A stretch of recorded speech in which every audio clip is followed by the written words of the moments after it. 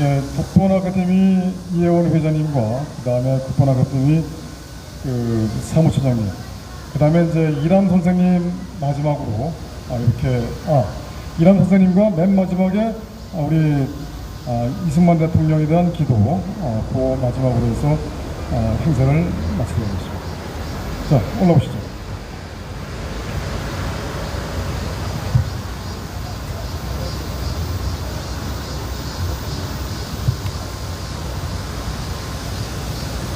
충성!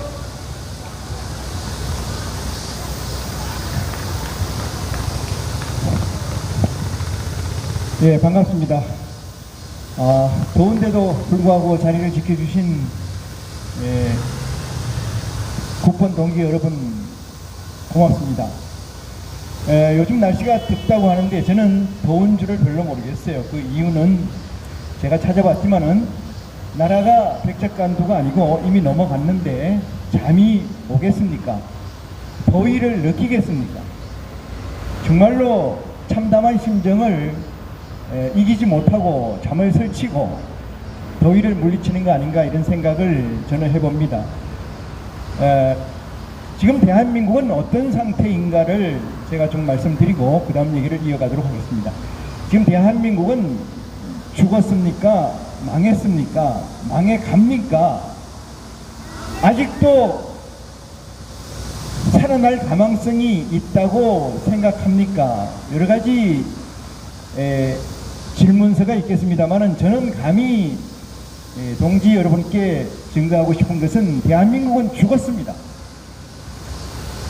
대한민국은 죽었는데 이 죽은 것을 다시 살리는 것은 엄청나게 많은 시간과 에너지가 소모되리라고 믿습니다. 그 이유는 이미 대한민국의 요소 중요 부위를 좌파들이 다 잡고 있기 때문입니다. 어느 곳을 봐도 이승만과 박정희의 그림자는 남아있지 않습니다. 국가가 망하는 것은, 아니면은 개인이 망하는 것은 무엇입니까? 판사가 사형 선고를 내려면 이미 죽은 겁니다. 의사가 더 이상 처치가 불가능하다면 인간은 죽은 겁니다. 죽은 것의 결정, 죽은 것의 공통점은 주체적 판단을 할 수 없을 때를 이룹니다. 내가 이것을 할까 저것을 할까, 내가 무엇을 할까에 대해서 내가 판단할 수 없다면 그것은 죽은 겁니다. 한 가정의 가장이 아무것도 판단할 수 없는 상황이라면은, 아무것도 선택할 수 없는 상태라면은 죽은 것이라고 저는 봅니다.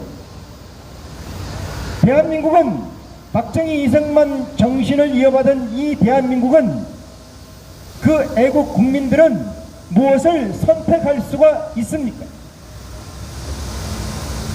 무엇을 내가 이 시스템에, 현 정부 시스템에 내가 주창하거나 투표하거나 의견을 제시해서 머리털럭 하나 바꿀 수 있다고 생각합니다. 저는 아니라고 생각합니다. 그러면 우리는 무엇을 해야 됩니까? 나라가 망했는데 가만히 있을 수는 없습니다. 우리는 무엇인가 해야 됩니다. 저는 그래서 세 가지 점에 동지 여러분께 묻고 답을 해보겠습니다. 대한민국의 선거는 살아있습니까? 대한민국의 민의를 대표해서 투표한 그 투표가, 의사가 존중되어서 위정자들이 뽑아 있다고 생각하십니까? 부정선거입니다. 부정선거인데 어떨 때 보면 아닌 것 같고 어떨 때 보면 맞는 것 같고 하다면은 그것은 이미 죽은 자입니다. 어떻게 한 가지 사실이 두 가지로 비칠 수가 있겠습니까?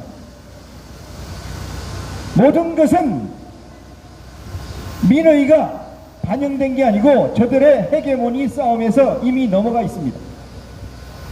대한민국은 모든 위정자는 이미 부정선거로 뽑힌, 선출된 반대한민국 세력입니다.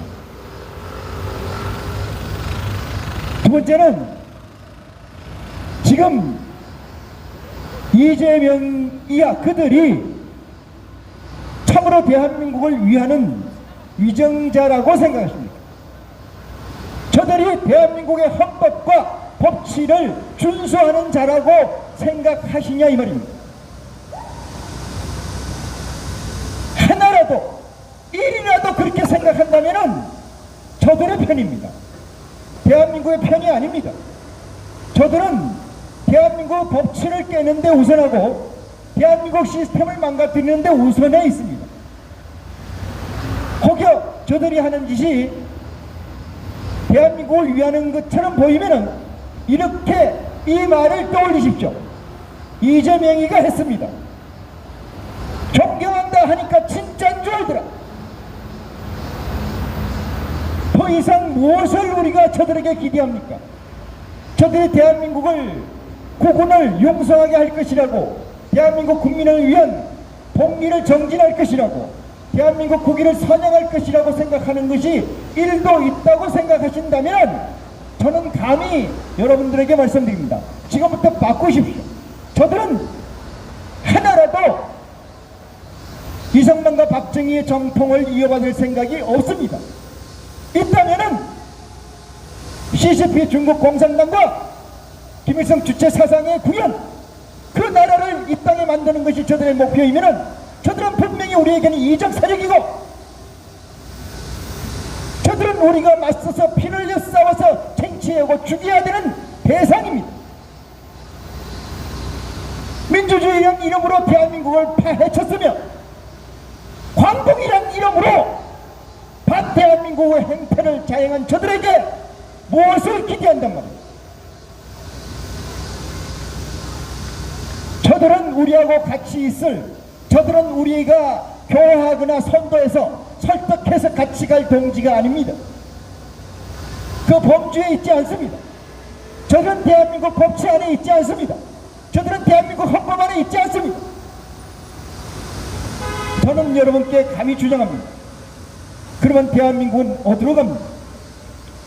제가 전번에도 말씀드렸습니다마는 저나 여러분이 공감하는 내용은 도처의 빨갱이가 백주대낮에 대한민국의 탑파워에 포진하고 저들의 입맛대로 대한민국을 유린하고 농단하고 있습니다.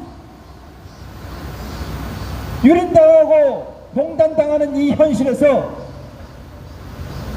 저는 이승만과 박정희를 떠올려봅니다. 이승만과 박정희가 왜 지식인들에게는 적이 되어야 합니까? 왜 배웠다는 놈들에게는 이승만과 박정희를 얘기하면은 부끄러운 일이 되어야 됩니다. 어떤 것을 그렇게 가르쳤습니까? 마르크스와 엥겔스가 그렇게 유명합니까? 막시즘이 그렇게 훌륭합니다.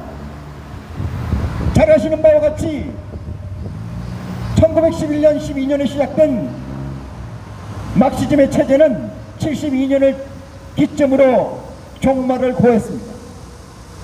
그럼에도 불구하고 저들은 유일무이하게 이 세계의 이데올로기로 자리하고 구현해가고 있습니다. 아무것도 없는 나라에 40년 광야를, 40년 해를 돌아서 만든 국부 이승만 대통령의 그 노고를 어느 위정자에 견주어서 작다 하겠습니까? 어느 위정자에 견주어서 못하다 하겠습니까? 그것이 김일성만 못합니까? 그것이 스탈린만 못합니까? 그것이 마르크스만 못하는 얘기입니까? 아무것도 없고 먹을 것도 없는 나라에서 포국과 강국을 만든 박정희 대통령의 정신이 무엇이 모자라서 왜 그 두 분의 사상을 연구하고 받아들이자는데 인색해야 됩니다.